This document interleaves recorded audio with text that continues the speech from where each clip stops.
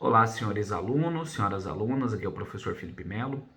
Bom, nessa primeira aula, a respeito dos históricos relativos à segurança privada, principalmente no Brasil, é importante a gente voltar um pouco no tempo e tentar compreender como era essa construção do poder punitivo, Visto que durante os primórdios, principalmente no que diz respeito ao período monárquico, a segurança privada, na verdade, não existia, visto que todo o poder ele estava centralizado nas mãos do monarca. Então, aquele monarca, o rei e tal, ele tinha essa característica, de cobrar os seus exércitos, e esses exércitos é que tinham a força para regular a proteção tanto das pessoas quanto do próprio patrimônio. Com o passar do tempo, e com o crescente da própria burguesia, verificou-se que o Estado começou a se tornar cada vez mais sensível no sentido de conseguir realizar a determinada proteção, já que com o grande crescimento populacional, a carência de empregos e todos os fatores sociais envolvidos, essas determinadas mercadorias que eram comercializadas pela burguesia, elas tinham um valor muito grande, Então, se nós pegamos aí a exemplo da questão da própria pirataria, que existia no mundo, tentando interceptar essas determinadas embarcações que iriam fazer esse comércio, é muito interessante, porque o próprio Estado começou a realizar a contratação de serviços privados, Então, como o caso dos corsários. Então, os corsários, que é aqueles que tinham uma carta de corso, queriam realizar justamente o enfrentamento a esses criminosos piratas que faziam esses roubos de mercadorias. Eles tinham um caráter de fazer a proteção justamente, praticamente privada. Evidente que no caso eles tinham essa carta de corso, ela dizia que o próprio monarca, o rei, ele dava amplos poderes para confiscar a embarcação, para confiscar as mercadorias roubadas, e com isso ele tirava determinada porcentagem. Vindo um pouco mais para frente, nessa linha do tempo, é muito interessante quando a gente começa a pensar principalmente na questão do transporte de mercadorias nos Estados Unidos. Então, essa fragmentação, com a queda principalmente da monarquia, essa fragmentação do público para o privado, ela começa a ter um caráter muito mais definido. Então, nos Estados Unidos, se começam as primeiras empresas, como a Wells Fargo, a Pinkerton, a Brinks, que tinham essa característica de realizar essa determinada proteção, principalmente em transporte de valores, de mercadorias, de carga. E no Brasil, as nossas matrizes de segurança privada, elas estão relacionadas principalmente no período pós-década de 60, visto que antes, até essa confusão entre atividade policial e atividade de forças armadas, ela era um pouco confusa, Embora nós tivéssemos a criação no papel de instituições policiais centenárias, na prática muitas vezes existia uma certa confusão com relação a isso, Com relação à própria atividade policial. Agora, já na década de 60, no Brasil, nós percebemos que com esse período, que começa o regime militar, inicia-se uma série de grupos considerados como grupos revolucionários, que eles acabam realizando determinados assaltos, principalmente a instituições bancárias, Segundo a justificativa daqueles grupos na época, era justamente conseguir dinheiro para sustentar o seu movimento revolucionário, E aí tinha toda uma questão de uma crítica social que existia a respeito do controle dos bancos sobre o poder financeiro. Lembre-se que naquele momento nós estamos vivendo num mundo, um período de Guerra Fria. Então existia aquela bipolaridade, entre o bloco capitalista e o bloco socialista. E muitos desses movimentos revolucionários eram movimentos socialistas comunistas, Então, com isso, as próprias instituições bancárias, percebendo essa determinada necessidade de realizar essa proteção, iniciou um processo de começar a fazer a contratação de policiais, chamando inclusive policiais para fazer a proteção desses montantes financeiros. O que ocorre é que a segurança pública ela já estava com sérios problemas, né? E obviamente isso acabou se tornando ineficiente. Então, quando a gente percebe que o Estado acabou se tornando omisso, não conseguindo garantir a segurança que essas instituições financeiras elas tinham essa necessidade, acabou sendo necessária a contratação de serviços privados, tá?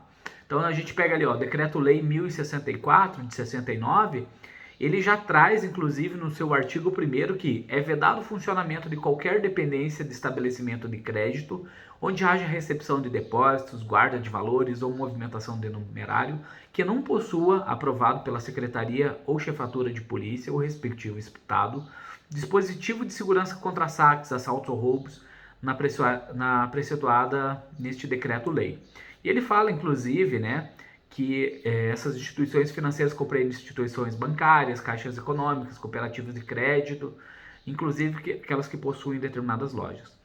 Então repare que já há um certo controle do Estado sobre essas determinadas ações, visto que esse plano de segurança, né, ele tinha que ser aprovado pelo órgão público para acabar se constituindo.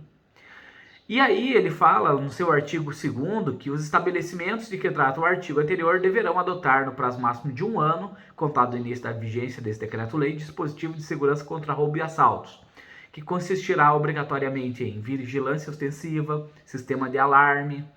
Então tudo isso, gente, nós percebemos que já começa-se uma proteção muito maior. Então essa vigilância ostensiva, repare que essa característica da vigilância ostensiva, ela perpassa o tempo e acaba se concretizando, inclusive nos dias de hoje, né?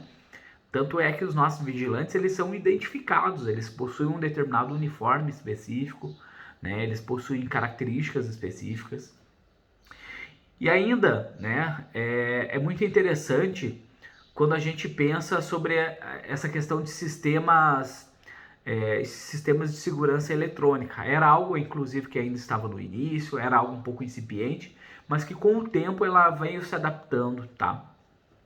Até pelo sistema de inovação e desenvolvimento tecnológico. E é muito interessante que ele fala, inclusive, já no decreto-lei, na lei 7.102 de 83, repare essa evolução, né, que o sistema de seguranças deverão incluir, né, alarme capaz de permitir com segurança comunicação entre o estabelecimento financeiro e outro da mesma instituição, empresa de vigilância ou órgão policial mais próximo. E pelo menos, né, equipamentos elétricos, eletrônicos e de filmagens, artefatos que retardem a ação dos criminosos, permitindo sua perseguição, identificação ou captura, cabine blindada. Então, essas características, né, de meios para a segurança, ela foi uma crescente. Na época, inclusive, já se falava, né, na década de 80, sobre a questão de tinta especial colorida para neutralizar as notas, né, em caso de arrombamento, a questão de pó químico, ácidos insolventes, né, até pirotecnia, substâncias retardantes que provocassem uma certa irritação caso aquela unidade fosse violada. Então essa construção, inclusive, dos equipamentos de vigilância, ela foi um processo evolutivo constante, né? E o que é interessante também é que é na década de 80 que vai se regular boa parte das normativas que vão se perfazer, né, no decorrer do processo histórico.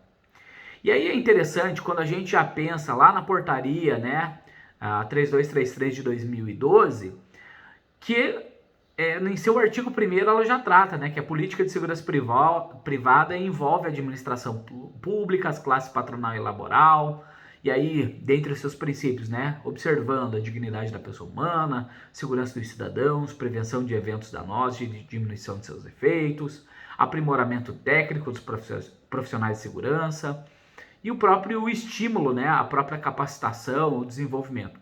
Então, lembrando, né, que lá nos primórdios do desenvolvimento da segurança no Brasil, da segurança privada, na década de 60, não se existia uma capacitação específica para realizar essa determinada proteção. Até porque as próprias escolas de polícia que existiam da época ainda eram muito fragmentadas. Então, até a segurança pública tinha deficiência em capacitação. É com o passar do tempo que esse processo evolutivo ele vai se tornando cada vez mais aprimorado, né? Até porque se percebeu que a segurança, né, em si, a segurança privada, ela não se restringe somente ao patrimônio corpóreo, físico, somente esse determinado bem que eu consigo proteger, ela vai muito além disso, né? Então existem bens, inclusive, que eles não são físicos, como por exemplo a exposição de marca, o nome da instituição, e sem contar, né, gente, a própria questão da vida, que a própria função acaba sendo primordial. Então, esse processo evolutivo, ele fez com que esses determinados empirismos que acontecessem no passado, que eram coisas que davam certo, muitas vezes acabavam sendo replicados, eles começassem a ser questionados, estabelecendo protocolos de atuação muito específicos. Então é aí que essas próprias escolas de formação, elas terão uma carga horária específica, elas terão os seus requisitos, inclusive, do que será necessário, né, para atuar na função, inclusive quantidade de disparos, como serão realizadas as avaliações, etc. Então reparem que também essa capacitação dos profissionais de segurança privada, ela é uma preocupação inclusive constante, né? Se a gente pega essa proposta do novo Estatuto de Segurança Privada que está para sair, ele exige inclusive maior carga horária, ele trata sobre a questão do nível educacional, inclusive, né, tentando subir um pouco. Hoje ainda é o ensino fundamental necessário, tentando passar para o ensino médio agora com esse projeto do novo estatuto, justamente para que esse profissional seja cada vez mais apto a estar protegendo, né, pessoas e patrimônio. E é muito interessante também, né, que essa regulação ela traz uma obrigatoriedade, inclusive, de fiscalização, ou seja, a própria Polícia Federal, além de autorizar o funcionamento, né, da segurança privada em determinados locais, ela vai trazer a necessidade da constante fiscalização, tá? E é interessante também, então, que lá no artigo 156, que ele trata, são cursos de formação, extensão e reciclagem, né? Então, curso de formação de vigilante, curso de reciclagem de formação de vigilante, que geralmente ocorre a cada 2 anos, curso de extensão em transporte de valores, curso de reciclagem em transporte de valores, extensão em escolta armada, reciclagem em escolta armada, extensão em segurança pessoal, reciclagem em segurança pessoal, extensão em equipamentos menos que letais 1, aí justamente extensão em equipamentos não letais 2, extensão em segurança para grandes eventos, tá? Esses determinados cursos, eles acabam trazendo maior aprimoramento justamente para o desenvolvimento de suas atividades, né? E aí os requisitos, segundo a portaria 3233, né, para ser vigilante é justamente ser brasileiro nato, naturalizado, ter idade mínima de 21 anos, ter a instrução correspondente à 4ª série do ensino fundamental, ter sido aprovado em curso de formação de vigilante realizado por empresa, de curso de formação devidamente autorizada, ter sido aprovado em exames de saúde e aptidão psicológica, idoneidade comprovada mediante certidões negativas de antecedentes criminais, né? Ainda ele fala estar quite com as obrigações eleitorais e militares, possuir registro de pessoa física, né? E aí ele vai trazendo também, inclusive, o próprio perfil do vigilante, né? E aí ele fala da necessidade dele ser preventivo, ostensivo, a necessidade dele ser proativo, dele desenvolver, inclusive, relações públicas, né? Inclusive, ele trata que o conceito de vigilância, né, é um atributo de movimento, dinamismo e alerta, que acaba contrapondo essa perspectiva dele ser estático, né? Então, parado. Não, ele tem que ser proativo. Ele deve respeitar os direitos humanos, ele deve ter formação técnico-profissional, rigidez física e mental, entre outros, tá? E aí, inclusive, recomendo que vocês deem uma lida, né, dos direitos e dos deveres. Então, peguem a portaria, deem uma lida o máximo que vocês conseguirem, porque ela é primordial para conhecer como é essa determinada atividade, né, de uma forma mais pormenorizada, tá bom? Desejo a vocês bons estudos, nos vemos nas próximas aulas, né? Um forte abraço a todos, fiquem com Deus e até breve.